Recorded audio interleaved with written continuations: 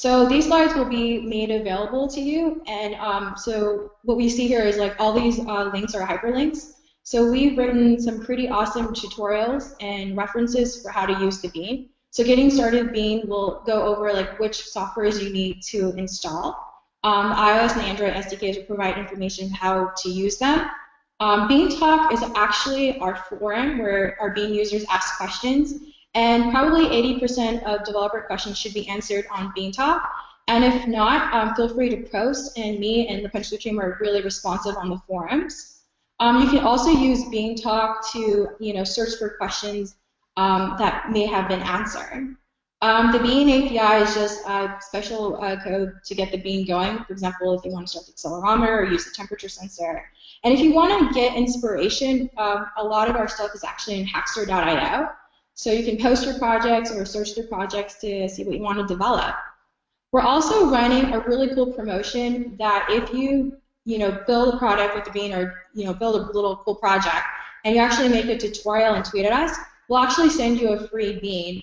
And all that information is actually available in that hyperlink where it says get a free Bean. And then you can either follow PunchThrough or follow me. That's it. Sweet. Thank you so much. So I had a few questions, or definitely ones that are kind of rhetorical, but worthy of sharing so that the rest of the folks hear about them. So how many beans did you send us that we're going to be able to have? I know it's in a box. I just haven't counted it. I think we sent you 17 beans.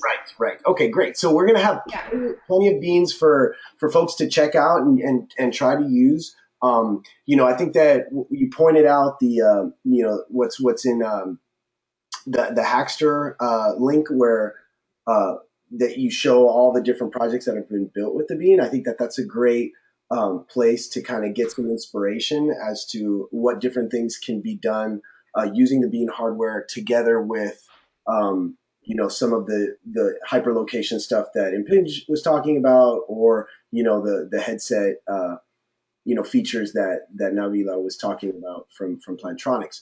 And so one of the things, again, going back to this example that I mentioned, right? Like if you wanted to sort of have this experience where you have a headset on, you go into a conference room and you stare at the wall, the projector should turn on. Like, in practical terms, how would you implement that, right? You would need to use the Bean potentially with a relay switch to be able to turn or apply power to the projector or turn it on, if you will. And so that's the type of thing that I'm really excited about, in having beans on site. We'll have soldering irons, we'll have some basic, resistor, capacitor, inductors in order to build common circuits, solid state relays in order to build isolation circuits so we don't burn anybody's projector.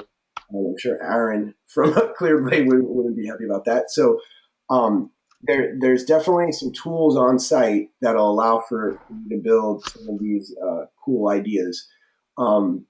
Lastly, I will ask Nadine about the support. So just to sort of reiterate, you're going to be available over the weekend, for some of the posts on the forums, or is that still up in the air?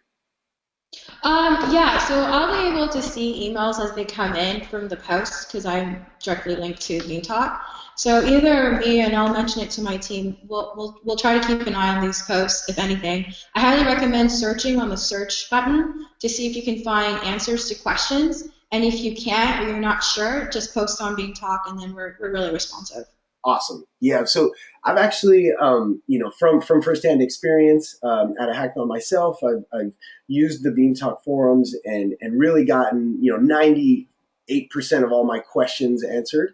So I think that I totally can see that vein of that all the real compelling questions are even answerable from the forums. Also, because you're built on the Arduino sort of stack, there's the whole Arduino open source space where a lot of questions are addressed as well. So great. I will thank you very much, Nadine, for taking the time, and we will be definitely in touch. And I'll go ahead and switch this to the next person, which is Dave from SerialIO. So Dave, or maybe it's Gerald. Actually, maybe it's Gerald. Yes, it's Gerald. So Gerald from SerialIO, I will unmute you and.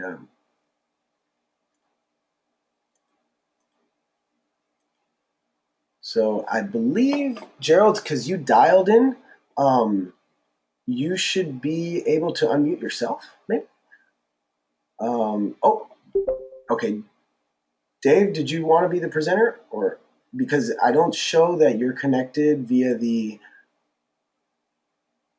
online client. Rather, I see that you're just connected via the call in. So I'm not sure if I can share, but I will try nonetheless, since you asked for it. Okay. See if that works. All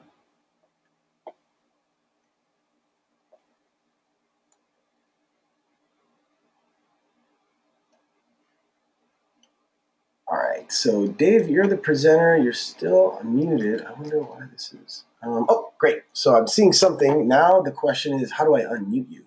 Okay, now I figured that part out. All right, great. Sorry, Dave, for that delay there. I should be. Can you hear me now? Yes, I can hear you. Sorry. Okay. Mix up. All right, great. I'm going to mute myself, and you can take it away. Okay, we are providing, I think, we have 10 of the RS3 units for this hackathon? Yep, that's correct. And so this is basically a Bluetooth proximity reader with a flexible engine on it. You can open the unit up with those 4 screws you see there on the top, and you can pop it out, and then you have an engine. And this is the engine. It's built on the RF Ideas engine technology. So the benefit of that is we can read just about anything that's ever been made. All of the tags that HID has pretty much ever produced, as well as many of the others, AWID, Cassie Rusco, and Dahlia Custom, and this whole page talks about them. Even the new COS type I-class tags provided by HID. The interface to this is brain dead simple. You connect your app, you hold the card near the engine, and you're going to get a read packet coming from the card. So it's called an RS3 because it's designed to read the serial number off of any of these cards. It'll also do the I-class ID value, which is a security type of a protocol. COS is another variation of I-class for security, so that if you're familiar with the ISO 15693 and 14444A, there's a card number, a UID, and it never changes. But with I-class ID, they've got security protocols, so it's harder to hack. Anyway, this reader will read all of these types of protocols. The data will be sent to one or the other or both of your hosts. In other words, you can connect this to an iPhone, you can connect it to an Android phone, and you can also put it into a mode where you can connect it to iPhone and Android simultaneously. In that mode, you can't talk to it, you can only listen to it. And it's useful for auditing type applications where you want to, one PicoNet wants to monitor everything that's done, and another PicoNet is going to be used for the application. To set up the reader, once you pop it out, you can go to the setup page here, and there's a whole set of links showing you how to set it up in the various modes. Now, the ones at the hackathon are the everything versions, if you will. They're BLE, SPP, and HID.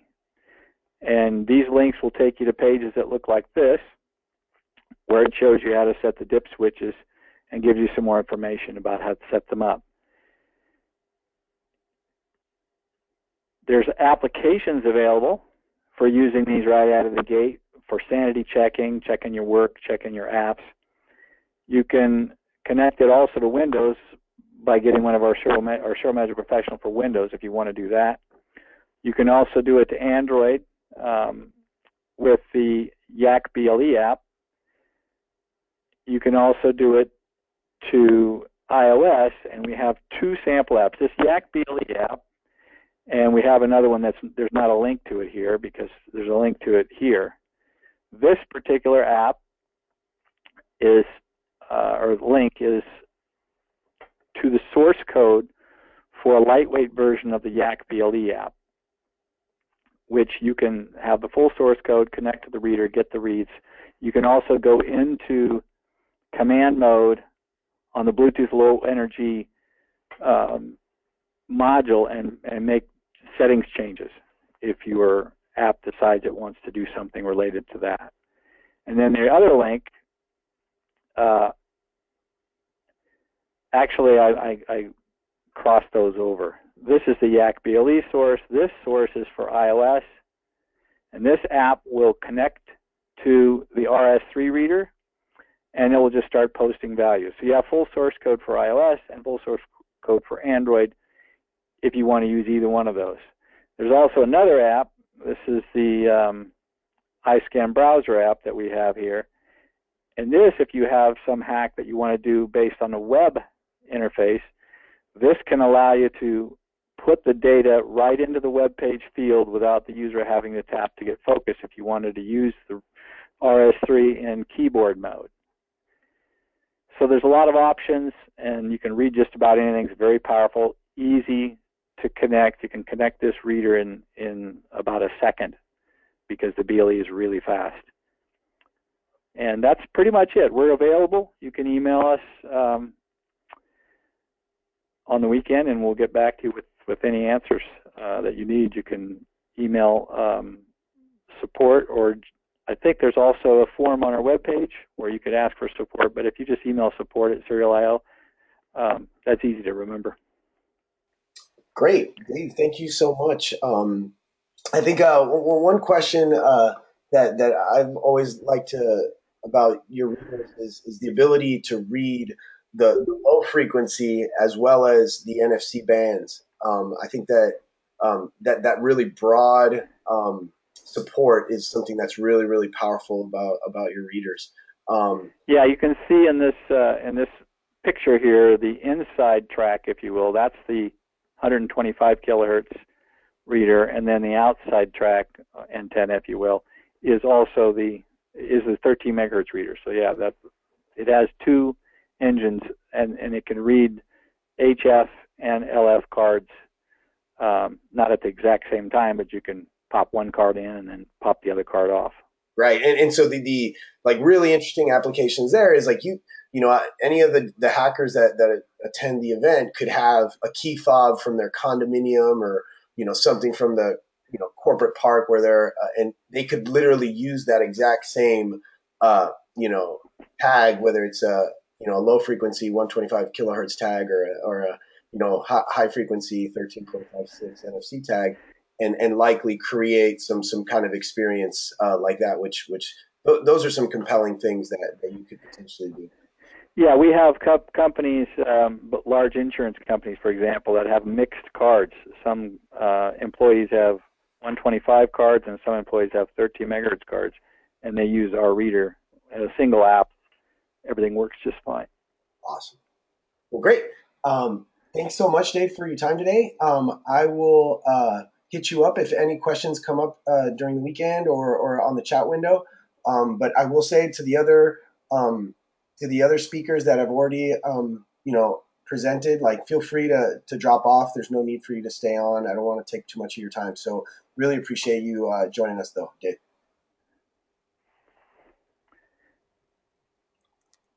So I will pass it on now to Mark Robinton from HID Global. And Mark is going to tell us about the awesome technologies that HID is bringing to some of their cards. So now I will unmute Mark. Mark, you're unmuted, so